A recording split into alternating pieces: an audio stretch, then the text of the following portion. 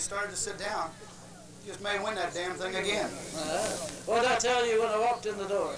Exactly that. I told you we'd win it again. I really meant it. Tell us something about these buttons you're wearing. They look familiar. Well, we brought 5,000 last year to give out on Jaguar Spur. We couldn't give them all away. So I was trying to save a little money. We didn't know Jaguar was quite this good, so we recycled them, and I made Jaguar Spur stickers and put them on there, and so we love Jaguar Spur this year. I guess you do. Dick Stillings? Dickie! Where's Dick? Here. Tommy Thompson? Tommy?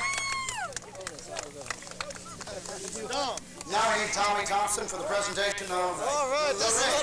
This is what you want, isn't it? You join a pretty elite fraternity. You're the winner of the 1987 Little Brown Jug, Dick. And it's my pleasure to give you this diamond gold ring for you to wear with pride forever. Good. Congratulations. Thank you, and thank all you people for coming out today, and thank Boyd Davis and Barbara Farms. Dick Stillings? And my brother for doing a hell of a job turning. Got the whole family here. Everybody's here. Brothers, mothers, everybody. Wife. Is this one any greater than last year's? I know you drove this year, which got to make it a little better, but any different feeling this year? Yeah, Billy O'Donnell don't get the ring. I do. Thank you, Dick Stillings. Now we got to go to the head of all. We've got Dick right now over here. You remember the last time we met, Dick? Sure, at Hazel Park, and that was a big thrill for me to win up at Hazel Park, too. That was that big $75,000 race that they had there at Hazel Park. Now, this has got to be a thrill. What I'd like you to do, Dick, if you don't mind, is go back over that final heat and tell us what happened from the time you left the gate. Now, you drew the benefit of having the rail. Picture it in your mind, if you can, as we show it to the viewers at home, what that final was from the time that you left that starting gate. What is it you remember? Okay, when the gate left out of there, I was going to leave out of there as fast as I could and try to get the horses that was leaving to duck in behind me. And just sorry that Fluto Gourmet got stuck out on the outside, going in the first turn and all the way down the backside. But he was a horse to beat, and he didn't really act like he had that much pop, and I kept him out there. And keeping him out there probably benefited my horse because I got a couple breathers from here in front of the grandstand to the three-quarter pole. Now, this horse came out pretty good last half and a very good last quarter. How much did you have left coming off the turn for home? Did you? When do you think you had this race tied up? When we got to the quarter in 128, I would have bet everything I have that he was be a winner. With Frugal Gourmet parked on the outside of it during that mile, you know, were you at all worried about the two of you taking most of the zing out of each other, and Redskin now sitting right in the two-hole right behind you, who seems to have been getting a little better with every start? He might have had a shot there today. Well, we went to second quarter in 29 seconds. If he acted like he had a lot of pace to go around me, I might have had to let him go. If he was going to go a pace around me, I was going to let him go. But seeing how he couldn't pace around me, then I got a chance to set my own fractions. Do you know that you had to pick up about $700 just to go over the $300,000 mark this year? Oh, yeah, I knew he was close to that.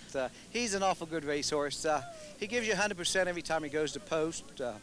Just something you love to have. Okay, what about the future now for Jaguar Spur? You've got more races coming up? Well, we got him staked in Lexington, and then after that, we don't know what we're going to do. We'll probably maybe give him the rest of the year off and race him next year. You know, after a horse wins a Little Brown Jugs, people start talking about whether or not he could be considered a candidate for the 3-year-old of the year.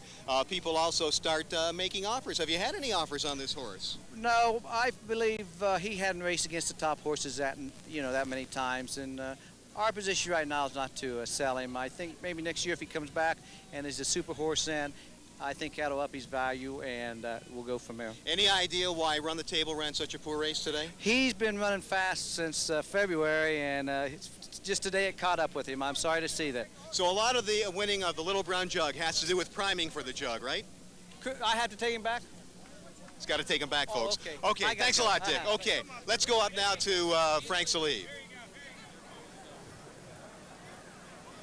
And as you see him coming down to the wire, Jaguar Spur turned loose 27-2 in that final quarter.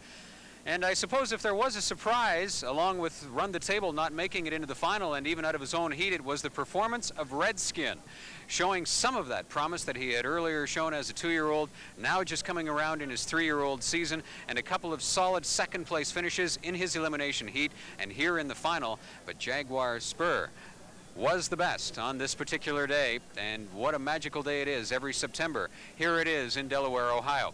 Let's call in right now Jerry Connors, a nationally syndicated writer in the United States here in the Hoofbeats magazine of the United States Trotting Association. Jerry, I've made something of the fact that Dick Stillings gave his horse a breather in that third quarter when he knew Frugal Gourmet was, for all intents and purposes, dead from having hung all the way on the outside. For Dick Stillings, it was a much headier drive than just going to the top and staying there. Absolutely, and you have to also have the kind of colt that can do that sort of thing. Some of them you can't take back once you roll them, but this one was 27 out, got a 31 and change breather down the back, then sprint it in 27 and change again. That's very impressive for that sort of thing. What does the future hold? We made something of the fact that we didn't have a world record or a track record or a jug record today, but a colt at 3 that on demand in the second heat can step off a 27-2 closing quarter. Well, this colt only raced once last year, and he looks like the kind that are really going, so I would say this further confuses an already confused 3-year-old picture. No one can claim absolute supremacy in the division, and the last few weeks are going to be very interesting. We certainly know who the best one was today, though.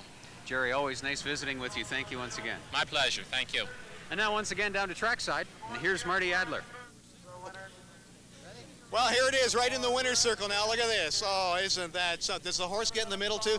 This is Christy McIsaac. She is the caretaker for Jaguar Spur, and you've got to be thrilled. I'm thrilled to death. I can't believe we did it, especially twice in a row. How is it? He's a stud horse, and he's so calm. Oh, he's a big baby. He's spoiled rotten. Is he real? And are you going to give him anything special after the race He tonight? can have all the beer he wants. All the beer. Does he have his favorite brand? No, he'll drink anything. He'll drink anything. Who is this that you gave the kiss to? That's my fiance, the trainer Buddy Stillings. You got to be thrilled too, don't you, buddy? It's a great thrill. We come from 20 miles down the road. This is the only race you want to win. And do you know, when he came back into the winner's circle, he was the first jug horse to ever come in the wrong way. Why did that happen?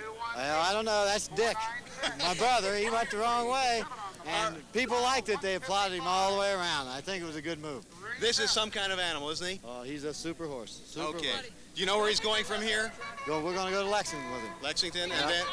Okay. All right. Thank you very much, Christy McIsaac, the groom. She's got the flowers. She's got the what? Did we see the watch? Did we get to see the watch? Let me just show everybody this watch right here. I know it's a little sloppy, but it says here. I don't know if you can read it here. It reads. What does it read? It's still running anyway. My horse won. The Little Brown Jug, 1987. There it is.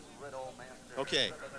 And one last check-in. Jaguar Spur 155-3, and he was the 3-5 favorite in this Little Brown Jug final. He returned $3.20 to win, $3 and $3. Finishing second was number 4 Redskin, sitting in there in the 2-hole trip for John Campbell, returning $5 and $3.60. And third was number 7 Bomb Rickles, $11.90 to show. The 1-4 exactor, $15.60. One other record on the line today. Bill O'Donnell was attempting to become the first driver in Jug history to win 3 in a row, and that did not happen. So that still lies ahead for both John Campbell, Bill O'Donnell, and all the other drivers to come to this tradition-laden Delaware County Fairgrounds in years to come. Once again, the final. Jaguar Spur, 155-3, the winner of the 42nd edition of the Little Brown Jug, contested every year since 1946. On behalf of our entire crew, so long from Delaware, Ohio.